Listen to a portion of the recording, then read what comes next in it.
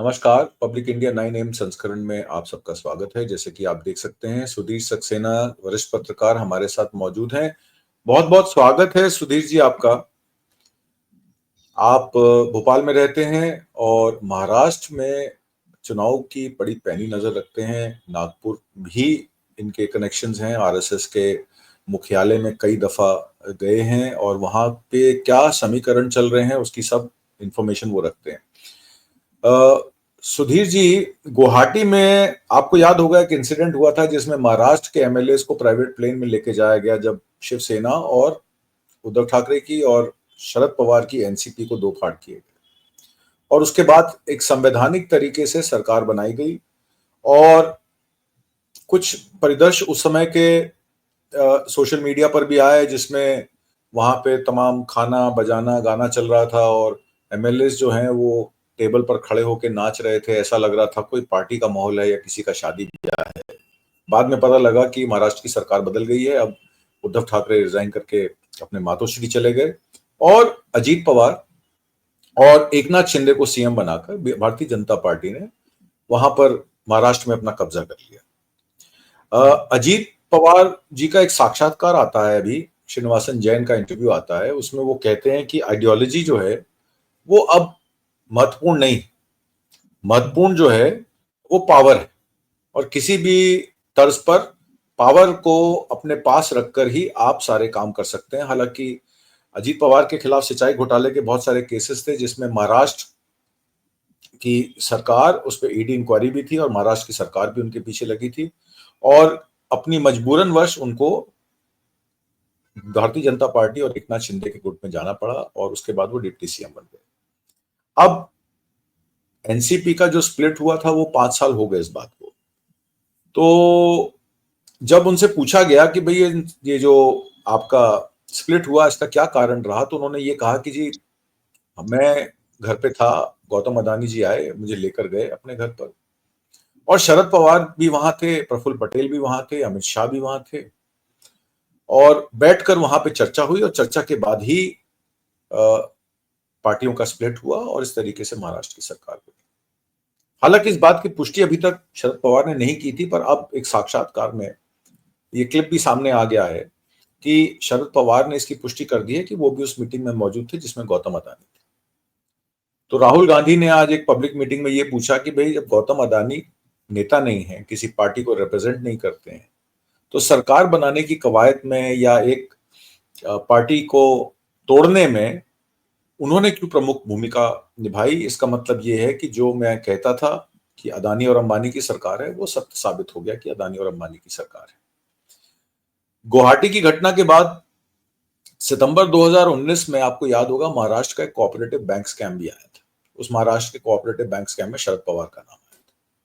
ED की कार्रवाई भी हुई थी और ईडी की कार्रवाई में जब शरद पवार ने कहा ठीक है मैं ईडी के दफ्तर चला जाता हूं अगर मुझे सम्मन आया है, तो उस समय एक राजनीतिक भूचाल सितंबर के महीने में 2019 में महाराष्ट्र में आया। उस राजनीतिक भूचाल के चलते वो केस कहां दब गया उसकी कोई सुराग या सूरत हाल हमारे पास मौजूद नहीं।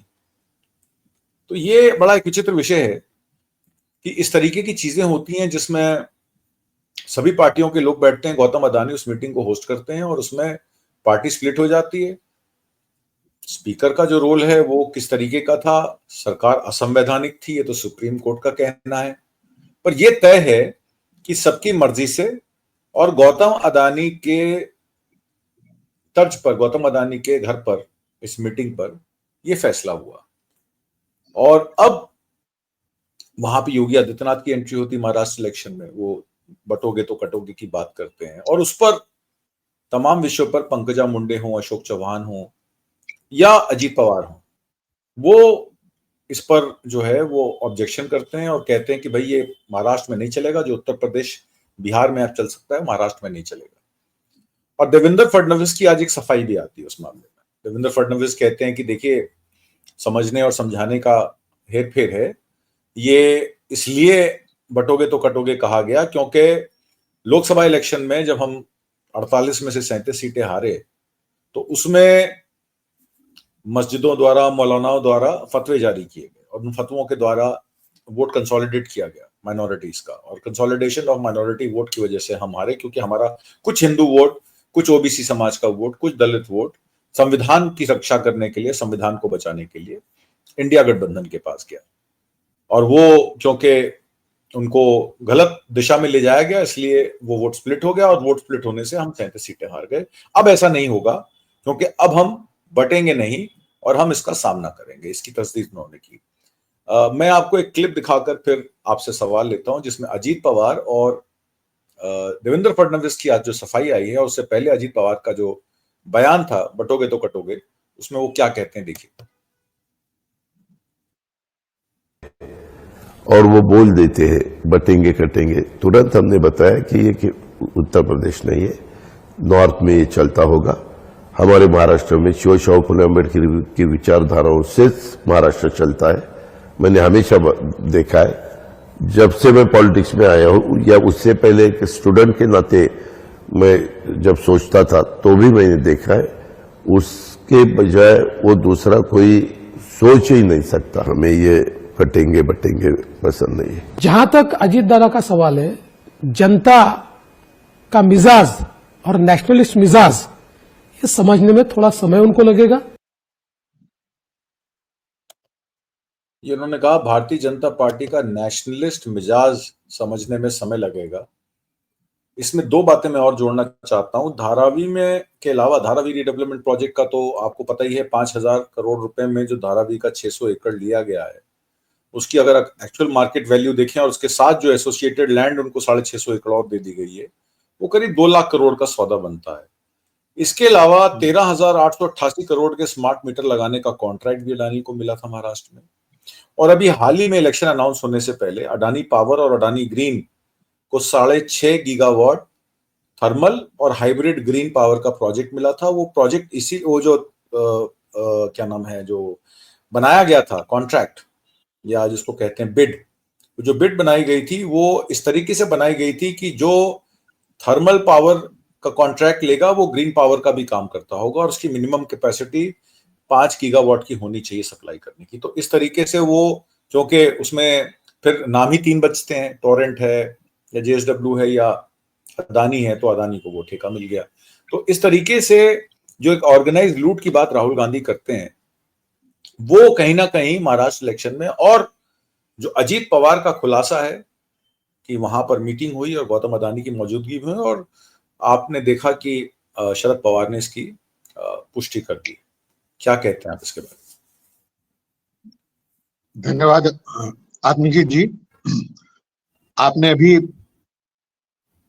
अजीत पवार और देवेंद्र फडणवीस की क्लिपिंग दिखाई, राहुल गांधी के वक्तव्य या भाषण को हमने सुना, और आपने धारावी और अडानी का उल्लेख किया।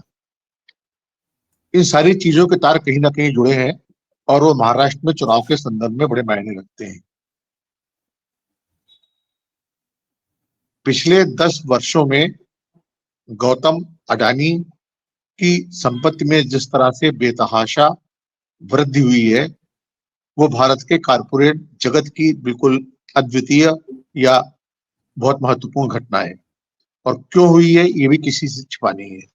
आप धारावी के प्रकरण पर भी अगर गौर करें तो धारावी में जो 540 एकड़ इलाका उनको दिया जाना चाहिए था, उसमें 540 एकड़ और जोड़कर 540 यानी 1080 एकड़ जमीन उनको धारावी की दी गई है। धारावी एशिया की सबसे बड़ी स्लम बस्ती है। इसके अलावा एक तथ्य जिसकी ओर आप लोगों ने अभी तक ध्यान नहीं दिया, वो ये है कि धारावी की स्लम आबादी में लगभग 1/3 यानी 33% आबादी मुस्लिमों की है। तो वहां के विकास की जो योजना अडानी तैयार करेंगे, अडानी एंड कंपनी तैयार करेगी, उसमें इन लोगों की बसाहट को लेकर, इन लोगों के निर्वासन को लेकर, इन लोगों के बेघर होने को लेकर उनकी क्या कार्य योजना है, ये अभी सामने नहीं आया है। तो जहां तक अडानी की बात है, एक बहुत पहले चलता आया था, जिसका जितना दामन था उसको उतनी सौगात मिली। तो जिस तरह से सौगातें बरस रही हैं अडानी पर, उससे ये बात झूठी हो गई है कि दामन सीमित होता है।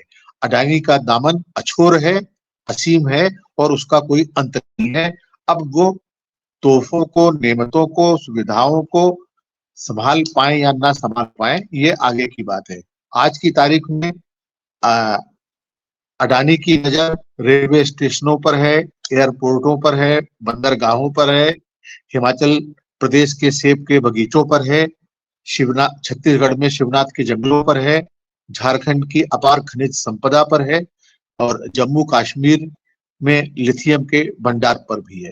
तो जिसको कहना चाहिए कि कश्मीर से कन्याकुमारी और अटक से लेकर कटक तक अडानी का एक औद्योगिक साम्राज्य शनय शनय बहुत मजबूती से पनप रहा है। देश के बाहर जिस तरह से अडानी के एमओयू साइन हो रहे हैं, जिस तरह से वो निवेश कर रहे हैं, जिस तरह से वो अनुबंध कर रहे हैं और जिस तरह से वो जो संपत्ति के मामले में क्वांटम लीप, जिसको हम लोग वैज्ञानिक भाषा में कहते हैं, लंबी छलांगे लगा रहे हैं, उससे वो खरबपतियों की सूची में आ गए हैं और उन्होंने तमाम अपने पूर्ववर्ती और समकालीन उद्योगपतियों को पीछे छोड़ दिया है। और उनकी इस सफलता का केंद्रीय कारण यही है कि वो प्रधानमंत्री नरेंद्र मोदी के विश्वास पात्र हैं और उन्हें नरेंद्र मोदी का समर्थन या उनकी शह या उनका प्रशय प्राप्त है। अब हम आए राहुल गांधी के भाषण पर। तो राहुल गांधी, जिनको कि सन 2014 के आसपास एक सुनियोजित अभियान और षड्यंत्र के तहत पप्पू के तौर पर ब्रांड किया गया था और उनका मखौल उड़ाया गया था, आज 10 बरस के बाद वही राहुल गांधी भारतीय जनता पार्टी के लिए सबसे बड़ी चुनौती और इस देश के आवाम के लिए और विपक्षी दलों के लिए और साधारण जन के लिए एक संभावना बनकर उभरे हैं। भारत जोड़ो यात्रा या भारत न्याय यात्रा के जरिए उनका जो नया अवतार हुआ है और उन्होंने इन पद यात्राओं के जरिए जो भारत के की आत्मा से जो साक्षात्कार किया है और आज की तारीख में वो जिस तरीके से सामान्य जन की आकांक्षाओं को व्यक्त करते हैं, जिस तरह से संविधान के लिए लड़ाई लड़ने की बात करते हैं, जिस तरह से भारतीय जनता पार्टी की गलतियों को, उसके दुर्भावनाओं को, उसकी हेट स्पीच को और जिस तरह से बांट कर राज करने की उनकी जो सुनियोजित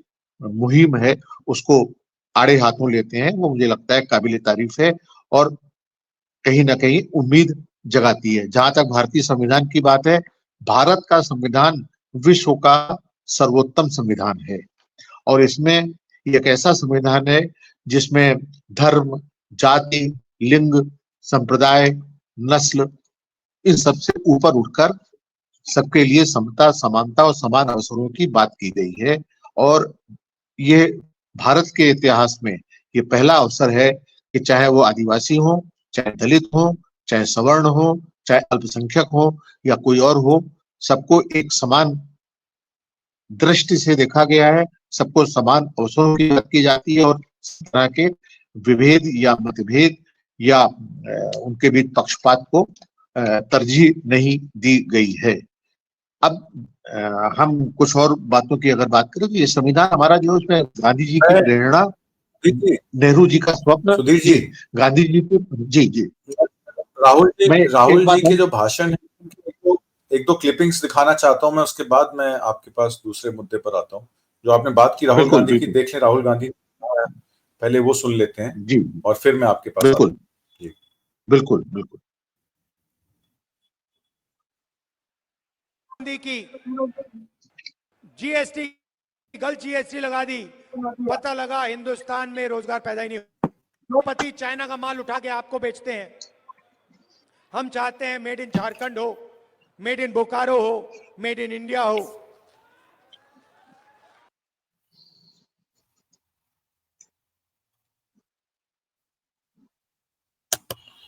राहुल गांधी यहाँ पे कह रहे हैं कि जो चीजें हैं, चाइना का माल मंगाकर बेचा जाता है जो हम लोगों को, तो उसकी जगह अगर मेड इन बोकारो कुछ हो या मेड इन झारखंड हो तो उससे लोगों को नौकरियां भी मिलेंगी और लोगों को उसका फायदा भी पहुंचेगा। वो कहते हैं कि ये वो बैरेमो जगह के जगह है जिला बोकारो में, झारखंड में, वहां जनता को संबोधित कर रहे थे और उनका ये भी कहना था कि आदिवासी इस देश के पहले मालिक हैं, इस जल जंगल जमीन पर पहला हक आपका है। कांग्रेस आपको ये अधिकार किसी भी कीमत पर छीनने नहीं देगी, ऐसा उनका कहना है। फिर वो एक और मीटिंग में संविधान के बारे में बात करते हैं। बहुत पुरानी किताब है, इसमें जो सोच है ये नई सोच नहीं है, ये हजारों साल पुरानी सोच इसके अंदर है। इसमें अंबेडकर जी की सोच है, गांधी जी की सोच है, बिरसा मुंडा जी की सोच है, फूले जी की सोच है, गुरु नानक जी की सोच है, नारायण गुरु, बसवना, जो भी हिंदुस्तान के महापुरुष रहे हैं उनकी सोच इस किताब में है। एक प्रकार से यह हिंदुस्तान की जनता की आत्मा है। और अगर आज इस देश में गरीबों को अधिकार है, जो आप वोट डालने जाओगे वो आपका अधिकार है, जमीन का अधिकार है, जल का जंगल का अधिकार है, अगर वो मिला है तो वो ये इस किताब ने दिया है। इसके कारण आप लोगों को, हम सबको मिला। इस किताब से पहले जो भी राजा महाराजा करना चाहते थे वो करते थे, कोई उनसे कुछ नहीं सकता था, जो मन करता था वो कर जाते थे। इसके बाद कॉन्स्टिट्यूशन, संविधान के बाद हिंदुस्तान के हर नागरिक को एक वोट मिला है। इस संविधान में समानता के बारे में लिखा है, भाईचारे के बारे में लिखा है, इज्जत के बारे में लिखा है। जी, आपने देखा इसमें उन्होंने किताब को खोल के दिखाया, क्योंकि आपको याद हो प्रधानमंत्री मोदी का एक वक्तव्य आया था जिसमें उन्होंने कहा था जो लाल किताब वो लेके हाथ में घूमते हैं वो अंदर खाली है, उसके पन्ने कोरे हैं और वो संविधान नहीं है, वो संविधान के नाम पर धोखा है। और इसीलिए राहुल गांधी ने स्टेज पे वो किताब खोली और किताब खोल के उन्होंने बताया कि इसमें समानता का अधिकार है, इसमें वोट का अधिकार है और उस वोट की चोट से आप उन प्रतिनिधियों को चुन सकते हैं जो आपके लिए काम करें, ना कि वो क्रोनी कैपिटलिस्ट के लिए या अदानी अंबानी के लिए काम करें। इसके बारे में आपका क्या कहना है? और दूसरा वक्तव्य जो आप कह रहे थे उसको कंटिन्यू करिए। जी जी जी, धन्यवाद आत्मीय जी। देखिए, जब राहुल गांधी संविधान की बात करते हैं तो ये बिल्कुल सुनिश्चित है या बिला शक ये कहा जा सकता है कि भारतीय संविधान में भारत की आत्मा का स्पंदन है। 1 अरब 40 करोड़ लोगों की आकांक्षाओं और सपनों का अगर कहीं आपको प्रतिबिंब देखना तो हमें संविधान में नजर आता है। भारतीय जनता पार्टी की जहां तक बात है, जब किसी के पास कहने को कुछ नहीं होता है तो वो झूठ का सहारा लेता है, वो कपोल कल्पित चीजों का सहारा लेता है, वो मनगढ़ंत चीजों का सहारा लेता है। और लाल रंग के आवरण को देखकर ही भारतीय जनता पार्टी का भड़कना स्वाभाविक है, ये आप इस बात से आप वाकिफ हैं। जब राहुल गांधी हसदेव के जंगलों की या धारावी की या बोकारो की बात करते हैं या अन्य संदर्भों का उल्लेख करते हैं तो ये मान के चलिए कि वो कहीं ना कहीं मैदानी हकीकत की बात कर रहे होते हैं। और आज की तारीख में उनको इस देश की आमूल चूल जानकारी है और उसकी बिना पर वो अपनी बात जन सामान्य के सामने रखने की कोशिश करते हैं। आपने एक वीडियो क्लिपिंग दिखाई अजित पवार और फडणवीस की। अजित पवार शरद पवार के भतीजे हैं और इस बार बारामती में उनका मुकाबला अपने भतीजे और शरद पवार के पौत्र योगेंद्र पवार से है। लोकसभा चुनाव में यह परिवार किस तरह से आमने सामने खड़ा हुआ और उसमें अजित पवार की पत्नी को सुप्रिया सुळे के सामने हार का सामना करना पड़ा, ये भी आपने देखा था। अजित पवार शरद पवार के भतीजे भी हैं और उनके शिष्य भी हैं, उनके चेले भी हैं। जहां तक देवेंद्र फडणवीस की बात है तो देवेंद्र फडणवीस आरएसएस के ब्लू आइड बॉय हैं, लाडले हैं और प्रिय हैं। लेकिन जहां तक राजनीतिक तजुर्बे और अनुभव की बात है, देवेंद्र फडणवीस अजित पवार से कहीं ज्यादा जूनियर, कहीं ज्यादा ना तजुर्बेकार और कहीं ज्यादा अनुभवी है। तो देवेंद्र फडणवीस का अजित पवार को सीख देना कि उन्हें भारतीय जनता पार्टी के नेशनल उसको में समय लगेगा, यानी ये बड़बोलापन होता है, छोटे बड़ी बात। तो मुझे लगता है कि अजित पवार ने के सामने देवेंद्र फडणवीस ने छोटे मुंह बड़ी बात कही है और इस तरह का बयान देने की उनको कोई जरूरत नहीं थी। अब हम इस पे धारावी वाली बात पर आए तो मैंने बताया कि वहाँ 33% आबादी जो है मुस्लिमों की है और 540 डबल मीन उनको दी गई है। जहां तक मैं जो कह रहा था, संविधान में जो गांधी जी की प्रेरणा और नेहरू जी का स्वप्न और अंबेडकर के चिंतन का समावेश है और एक बहुत ही कहना चाहिए कि दुर्लभ नेमत है हमारे लिए संविधान। और मैं ये मान के चलता हूँ कि अगर आप संविधान बचाने में कामयाब होते हैं तो इस देश में लोकतंत्र भी बचा रहेगा। और राहुल गांधी की इस बात के लिए सराहना करनी चाहिए कि वो जमीन से जुड़े हुए हैं और उनकी आशंकाएं और उनकी भविष्यवाणियां समय के साथ सही निकल रही हैं। जहां तक कोरोना की बात है तो कोरोना महामारी के फैलने के कुछ अरसा पहले ही राहुल गांधी ने चीन का हवाला देते हुए इस महामारी की विभीषिका का ऐलान किया था। और जब वो अडानी या कारपोरेट वर्ल्ड की जो एक तरह कहना चाहिए सर्वग्रासी संस्कृत के सामने खड़े होते हैं तो कहीं ना कहीं उनसे ये उम्मीद बनती है कि वो सर्वसामान्य और इस राष्ट्र के उत्थान या प्रगति के लिए संकल्प और संघर्ष में कहीं भी पीछे नहीं हटेंगे। आत्मजीत जी। बिल्कुल ठीक कहा आपने। हालांकि राहुल गांधी ने यह भी कहा कि महाराष्ट्र में धारावी को करोड़ों रुपए की जमीन को अडानी के सौंपने का काम किया नरेंद्र मोदी जी ने, और वो वही करते हैं जो अडानी उनको कहते हैं। मोदी जी को गरीबों का पैसा छीनकर अरबपतियों का 16 लाख करोड़ रुपए माफ करना गवारा है, लेकिन हमारे संविधान में अंबेडकर जी, बिरसा मुंडा जी, भगवान बुद्ध जी, गांधी जी, फूले जी, और चूंकि आज कार्तिक पूर्णिमा है और गुरु नानक जयंती भी है तो गुरु नानक देव जी का भी उन्होंने नाम लिया कि उनकी सोच है इस संविधान में हिंदुस्तान की आत्मा है। आज आपको जल जंगल जमीन का जो अधिकार मिला है वो संविधान से मिला है। और उन्होंने लोगों को संबोधित करते हुए ये भी कहा कि जीएसटी आप देते हैं लेकिन सब कुछ आपसे ही छीना जाता है। और महाराष्ट्र में धारावी के गरीबों की जमीन है लेकिन ये उनसे छीनी जा रही है और कोई कुछ नहीं बोल रहा। और उन्होंने सीधा सीधा इल्जाम वहां पे बैठे मीडिया कर्मियों पर भी लगाया कि मीडिया भी कभी किसानों, मजदूरों या स्टील प्लांट की बात नहीं करती क्योंकि वो अडानी की ही जो संपत्ति है उसकी अचल संपत्ति के बारे में भी बात नहीं करती, इसलिए 24 घंटे मोदी जी का चेहरा दिखाती रहती है। उन्होंने ये भी कहा कि नरेंद्र मोदी जी ने युवाओं को बेरोजगार बना दिया है, उन्होंने गलत जीएसटी और नोटबंदी करके यहाँ रोजगार खत्म कर दिया है।